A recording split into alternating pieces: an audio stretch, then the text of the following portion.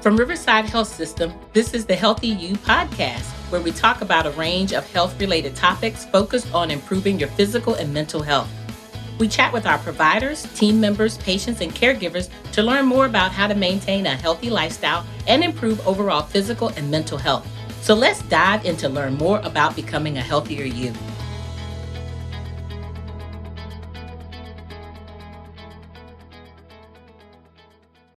Alrighty, I am really excited to have in the Healthy You studio today with me, and we're going to be talking about impact of alcohol on your health. And I have Dr. Stephen Woodall, primary care physician with Riverside Primary Care Midtown. How are you? I'm doing fantastic. Thanks for having me.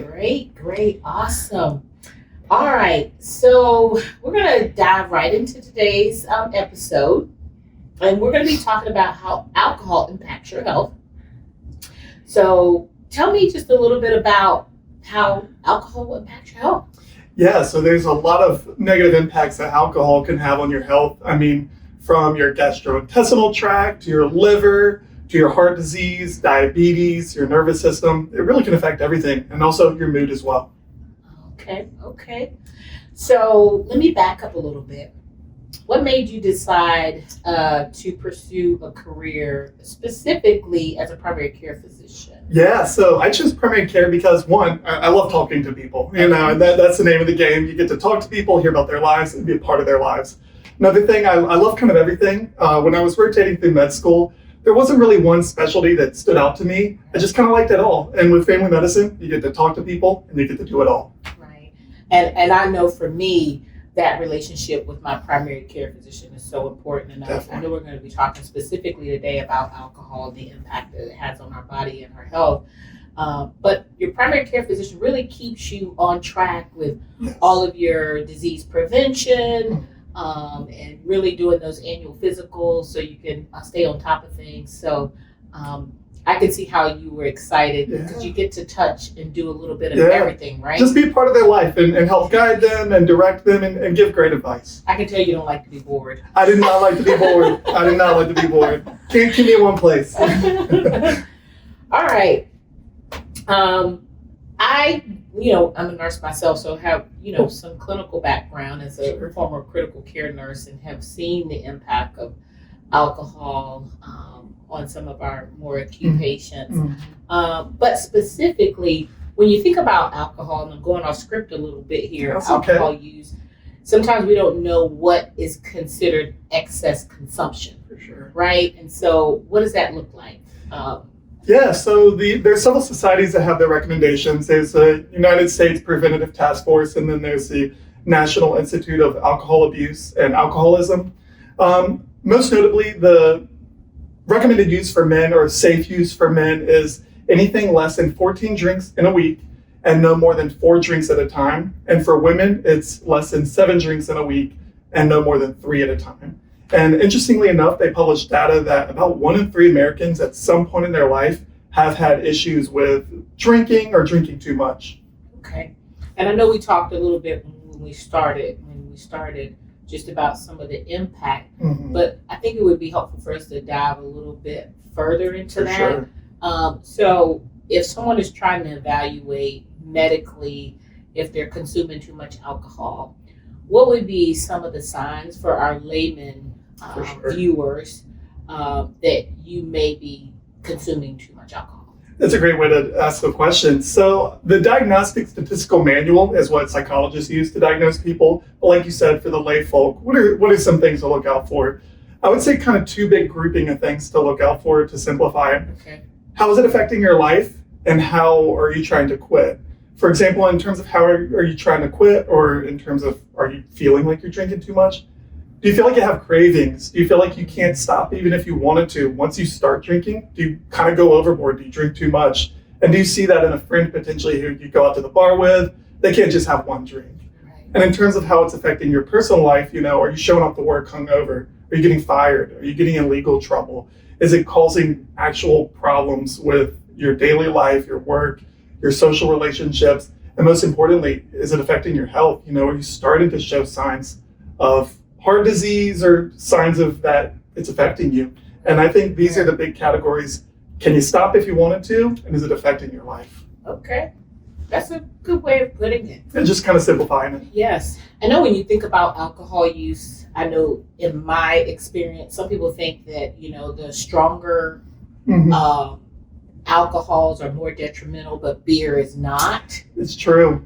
So talk a little bit about that. I'm not a beer drinker, but there are people who are really into beer, and that's okay. But it is alcohol. It's still alcohol. And so you do have to monitor consumption as well. But I've been around people that feel like, oh, this is not really You don't have to strong. worry about beer. Yes, you don't have to worry about beer. It's funny you mentioned that. I went to medical school in Grenada, and in Grenada there were a ton of people who you're like, do you drink alcohol? And they're like, no, I don't. And you're like, what about beer? And they're like, yeah, I drink beer. And they wouldn't even really consider that alcohol in a lot of cases. And you're 100% correct. Beer is just as detrimental. A lot of people think, oh, as long as I'm able to function and I show up to work on time, I'm not doing anything wrong. But maybe you're having 6 beers a night. That's still a problem. Right. It doesn't always have to be binge drinking behavior and blacking out. It can just be that daily consistent drinking. Absolutely. I know some of the things that you would see physiologically, like yellowing of the eyes, jaundice, the belly. So would you talk a little bit more about blood in the stool? What are some of those things that our viewers, and sometimes there are other things going on when people have those types of symptoms. For sure. But I know that one of the things when people see that yellowing of the eyes, very classic. It's classic, right? Yeah, I would say a lot of the symptoms that people start having, and this is variable, this is not cookie cutter, is a lot of stomach upset. Alcohol does irritate the stomach. So you may start off by having some acid reflux, some just upset stomach, loose stools, diarrhea more frequently. And as things progress, and it does cause liver scarring or fatty liver disease, as it progresses into cirrhosis in bad cases, you do get the yellowing of the eyes, your stomach starts to blow, and then some people do have blood in the stool. All right, that's good information. What do you think are some other things, if you were, for our viewers to really understand about alcohol consumption, especially right now around the holidays? Yeah. We're doing a lot of celebrating, and some may be consuming a lot of spirits. What are some pearls or some things you think that our viewers should keep in mind? Definitely watch out. I'm sure many people have heard about the condition called holiday heart. Okay. It's essentially when people binge drink over the holidays, maybe over a weekend, you drink with family, and you drink more than you might normally on a day-to-day or monthly basis. And people who are already prone to heart disease or have heart arrhythmias are at much higher risk of having an arrhythmia, and that's what we sometimes call holiday heart, where you binge drink, you have an arrhythmia, you show up to the hospital, and then they have to help you out. I read, interestingly, that up to 63% of heart rhythms that are abnormal during the holiday season can be attributed to binge drinking. Really? Okay. Up to 63%, which is a lot. Okay. Binge drinking. When you think about alcohol and toxicity, because I don't think people think sometimes that they can have a demise from alcohol consumption.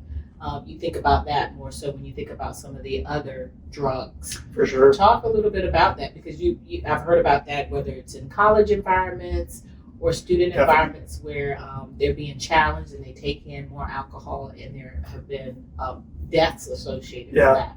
Shockingly, alcohol-related deaths are the 4th leading cause of preventable disease in the U.S. 4th leading, yeah. And college campuses are definitely prone to binge drinking, alcohol consumption that's on the heavier side. Of course, there are people who unfortunately die from true alcohol intoxication, where there's just so much in your body, you go into a coma. But then there's unfortunately the people who kind of have the slow demise, where that heavy buildup of alcohol after years and years of drinking affect the body, and eventually you can die from secondary causes of alcohol consumption. Do you think there's an association with family history and individuals being more prone to that? For sure. There's definitely a huge genetic component. Impulsivity definitely plays a role in it. People who have a more impulsive or rambunctious personality may find themselves leaning towards alcohol or having a harder time controlling their alcohol consumption, but genetics definitely plays a huge role. Okay. And then family exposure as well. Okay, that's good to know. So those predispositions could be there, whether it's alcohol, food, other things, right? Yeah, anything you can get addicted to. We have our vices. Absolutely. Mine would be food. I know that sometimes I'll hear when individuals consume too much alcohol, they feel like, hey, if I just hydrate myself, and even using like these new infusion centers, the liquid where you can go IVs. get Oh, some. yeah. Is there any benefit to that? Is there any validity to hydrating and replenishing electrolytes? Definitely. Hydration definitely is important when you're drinking to protect yourself. It's not going to necessarily fix or reverse you being drunk. Once the damage is done, you just have to sober up. But staying hydrated can definitely be helpful because not only are you urinating more frequently, but the water helps kind of dilute it a little bit. But by no means is it a fix. No means is it a fix. Okay, that's good feedback. All right. Well, I think I've kind of asked everything that I could think of, and what I take away and what I hope our viewers take away is be safe. Definitely. Right? And overconsumption of anything is just not really good. I think that's a good way to put it. Mindfulness and balance are definitely good in many things, if not all things. And just watch out during the holiday season. Also people who may not drink regularly but show up to family, maybe their tolerance is a little lower than they think it might be, and they might get themselves into trouble. So just be careful at the bottom line. Yes. And then before we wrap up here, is alcohol consumption or alcohol abuse on the rise? I would say it's always been there. I think it'll always be a thing. Humans love alcohol since the beginning of time. So it's kind of difficult to say. I would say that marketing towards alcohol is definitely interesting. As y'all may have seen, when you go to the stores, there's tons of t-shirts about, oh, I drink wine at the end of work, and kind of a lot of like funny wine jokes. But in a lot of cases, it's kind of serious because people see that and it kind of normalizes like, oh yeah, it's okay to have a couple glasses of wine each night or beers. And it may be concerning to some people and may cause some issues. So if somebody wanted to reach out to you, your primary care, so you support across the gamut as it relates to healthcare, but if they wanted to reach out to you specifically, how would they do so? Yeah, so they can reach out through my chart, through riverside.com, or they can look up the number online. There's tons of options to treat alcohol abuse or alcohol misuse, from therapy to medications. There's a lot of options out there, so definitely reach out if you feel you or a loved one are in need of some help. Right, and I have to ask this question. In my past experience, I knew someone who had a history of alcoholism, and they went through recovery, and they started consuming non-alcoholic type beer, but they would become intoxicated, and I never understood why. Is there some sort of potentially psychological association, with those products, or is it really non-alcoholic? For sure. Those things. It's an interesting phenomenon. I mean, on the bottle, there is like a very low percentage of alcohol. So I guess theoretically, if you consumed a ton of O'Douls, maybe you could get a little drunk. But interestingly enough, some people will kind of get a placebo high, where you're like, because they're so it's kind of more psychological than actually physiologic. Okay. But I guess if you consumed enough, I mean, maybe. Thank you. I was just wondering. There's definitely a smidgen in there. Yeah. Okay. That makes sense. Or I think there's a smidgen. Well, thank you so much. Please come back and see us again. It was a pleasure having you. Anything else you'd like to say before we No, that's all. Just be careful out there and have fun. Yes, have fun. Be safe. Thank you. No problem. Thank you. Thank you for listening to this episode of Healthy You. We're so glad you were able to join us today and learn more about this topic. If you would like to explore more, go to riversideonline.com.